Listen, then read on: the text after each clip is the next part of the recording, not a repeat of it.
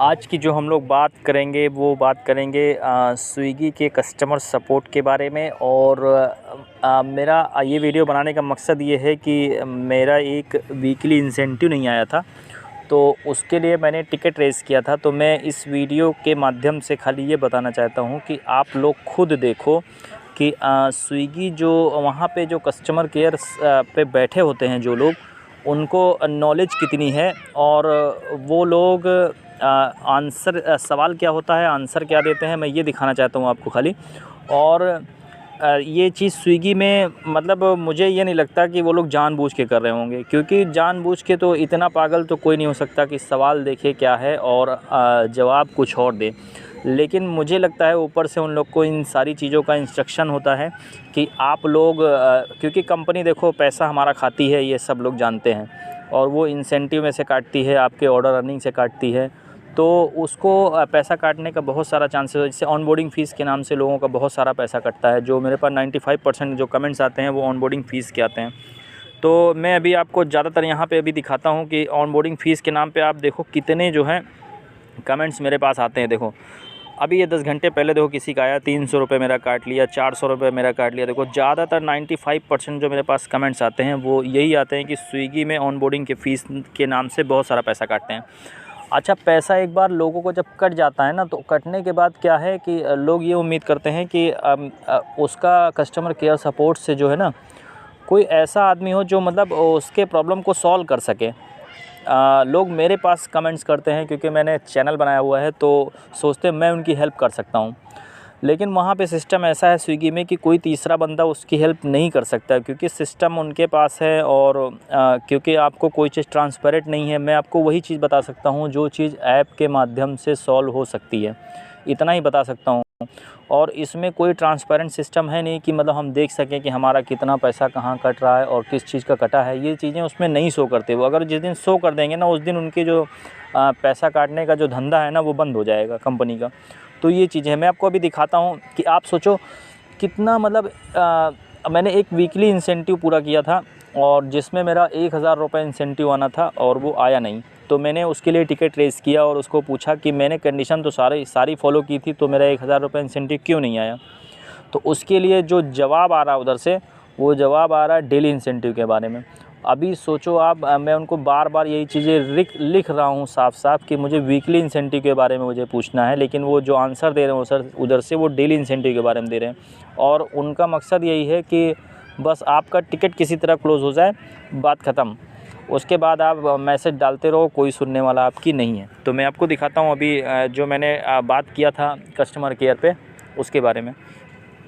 तो अभी आप देखो स्विगी में दिखाता हूँ मैं आपको।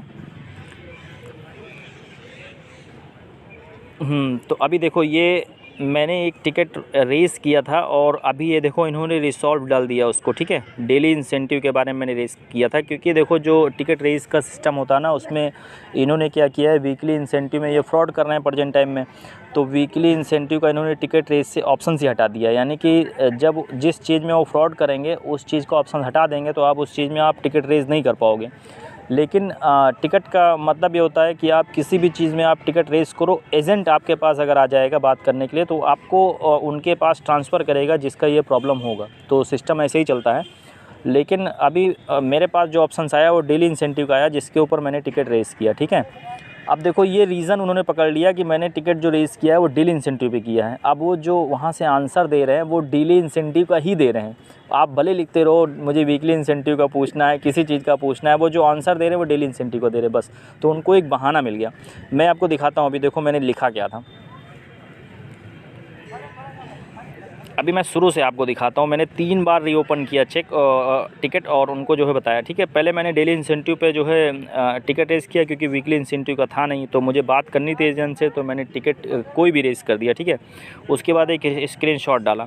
फिर मैंने देखो यहाँ पे जो चीज़ है, यहाँ पे देखो एकदम साफ साफ मैंने लिखा है, सर मेरा वीकली इंसेंटिव नहीं आया है 1000, जबकि मैंने सारी कंडीशन फॉलोड किया था, ठीक है।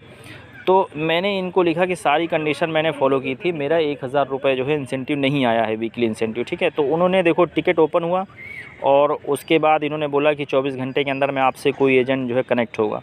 तो आप देखो, एक भावना करके कोई हैं जो इनका कस्टमर केयर पे जो सपोर्ट एजेंट है, वो मेरे से कनेक्ट हुई और उन्होंने देखो आंसर क्या दिया है, ठीक है। पहले तो ये सारा कंप्यूटराइज आंसर होता है, इसको तो छोड़ ही दो, ठीक है, ये कंप्यूटराइज आंसर को छोड़ दो।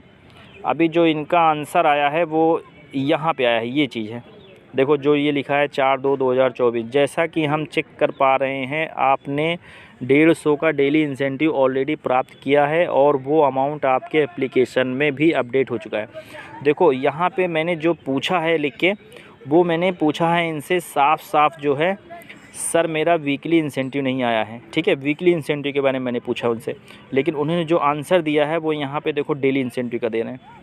देखो ये यहाँ पे इन्होंने डेली इंसेंटिव का आंसर दिया है। उसके बाद डेली इंसेंटिव का आंसर देके और उसके बाद इन्होंने टिकट के क्लोज़ कर दिया, ठीक है, यानी कि आपके सवाल का जो है जवाब मिल गया है। फिर मैंने रीओपन किया और रीओपन करने के बाद फिर से मैंने एक यहाँ पे रिप्लाई किया, ये वाला देखो जो आपको ब्लू कलर में दिख रहा है, उसमें इसमें मैंने रिप्लाई किया है, I am ask about weekly incentive but agent was given reply daily incentive, it is so bad they don't understand issue which one I written clearly.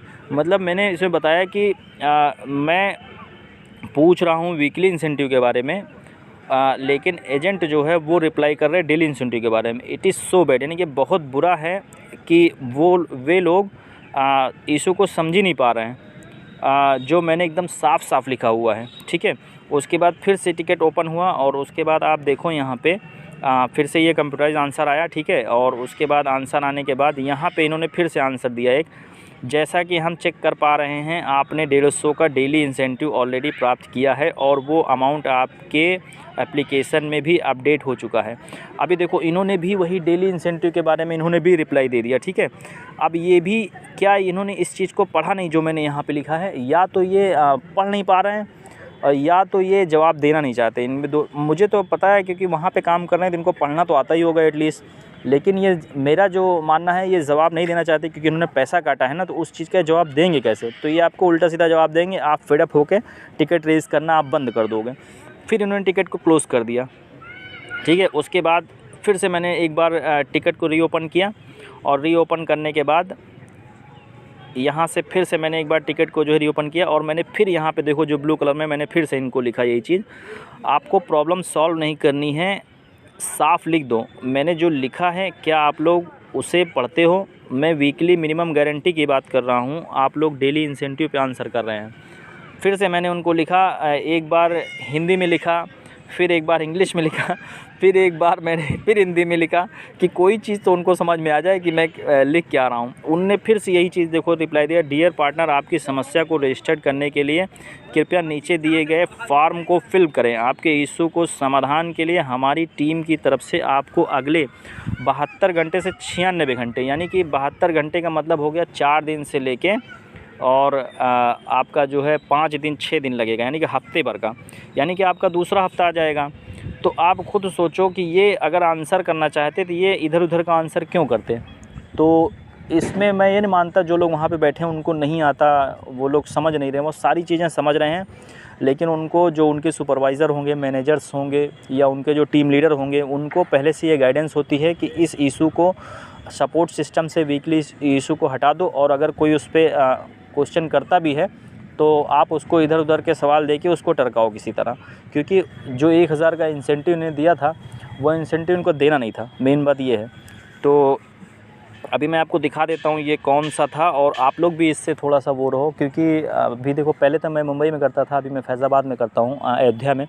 तो वहाँ पे थोड़ा सा कंडीशन कुछ दूसरी होती थी, ऑफ़र कुछ दूसरा होता था, यहाँ पे कुछ दूसरी ऑफ़र होती है। आप लोग भी जहाँ करते होगे तो वहाँ का भी कुछ ऑफ़र दूसरा ही होगा। तो यहाँ पे जो ये देखो, मुंबई में ऐसा कभी नहीं होता था, अगर कोई चीज़ आपके ऐप में शो हो रही तो वो आपको मिलती थी हर हाल में, लेकिन यहाँ पे मैं देख रहा हूँ यहाँ पे बहुत ज़्यादा इन चीज़ों का है। या तो ये है क्योंकि यहाँ पे जो लड़के काम करते हैं ज़्यादातर गांव के लड़के काम करते हैं, तो उनको उतनी नॉलेज होती नहीं, उतनी जानकारी होती नहीं कि टिकट रेस कैसे करना है, बात कैसे करना है लोगों से। चीज़ का फ़ायदा उठा के कंपनी जो है करप्शन कर रही है और लोगों को मेहनत का पैसा जो है लूट रही है। अभी मैं दिखाता हूँ आपको, आप यहाँ पे देखो, जो डेली इंसेंटिव है उसको मैं दिखाता हूँ।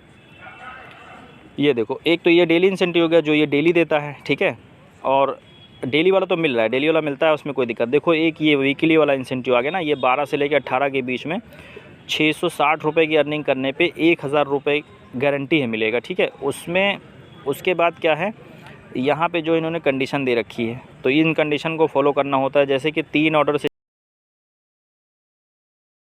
कर सकते हैं, ठीक है। और उसके बाद कंप्लीट एटलीस्ट 6 शिफ्ट, यानी कि 6 शिफ्ट हफ्ते में 7 दिन होता है, 6 दिन हमको लॉगिन रहना बहुत ज़रूरी है, एक दिन ही छुट्टी कर सकते हैं।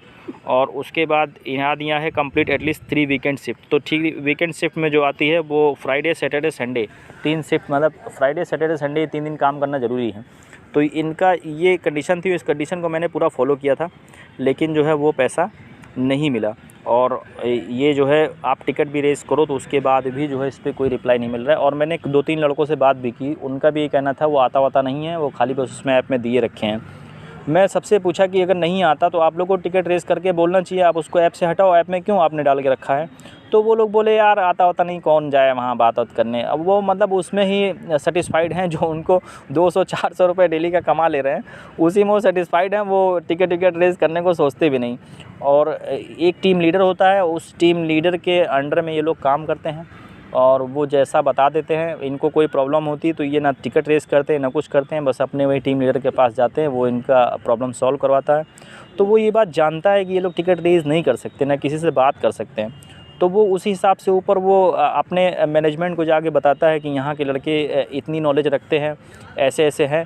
तो मैनेजमेंट को ये बात पता चल जाती है लड़के इतने नॉलेज वाले नहीं हैं, तो उनको किसी तरह भी उनका पैसा काटा जा सकता है, कुछ भी किया जा सकता है, वो कोई कंप्लेन करने आएगा नहीं ऊपर। तो ये चीज़ें हो जाती है। तो यही एक चीज़ आपसे डिस्कस करनी थी, तो आपने कि यही चीज़ आपसे डिस्कस करनी थी जिसके बारे में मेरे साथ ऐसा हुआ था। मैं सोचूं सबको इन्फॉर्म करूं। और अगर आप लोग के साथ भी ऐसा ही होता है, आपका भी वीकली इंसेंटिव वगैरह नहीं आता, तो आप कमेंट्स में लिखो। और इसका एक ही रास्ता है कि आप टिकट रेस करो और एजेंट से कॉल पे बात करने की कोशिश करो, और बात करने के बाद उसको डायरेक्टली ये बात बोलो कि आप लोग ट्रांसपेरेंट सिस्टम आपका नहीं है, आप लोग जो है लोगों की मेहनत का पैसा लूटते हो। तो ये चीज़ें बताई जा सकती है उनसे। उम्मीद है अभी आपको मेरी वीडियो अगर अच्छी लगी होगी तो प्लीज़ वीडियो को लाइक करो, चैनल को सब्सक्राइब करो।